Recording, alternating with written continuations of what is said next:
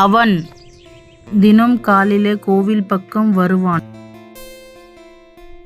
அவருக்கு சிறு ஆச்சரியம். இந்த சிறு பையன் இந்த நேரத்தில் என்ன பண்ணுகிறான்?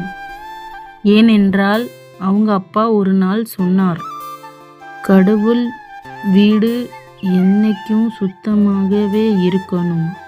அந்த வார்த்தை பையன் மனசில் இருந்தது. அவன் கையிலே ஒரு சிறு துணி இருக்கும்.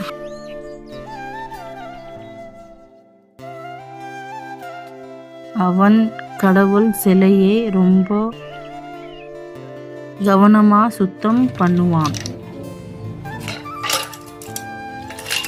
அவனுக்கு இது வேலை இல்லை, இது அவன் மனசுல இருந்து வர பக்தி.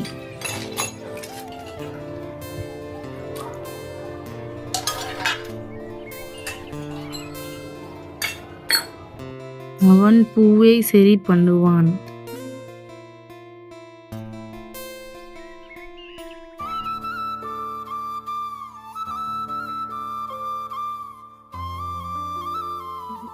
அப்புறம் ஒரு விளக்கை ஏற்றுவான்.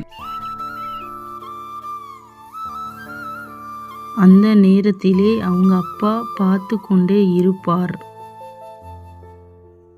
அப்பா கண்ணிலே சிறு சந்தோஷம்.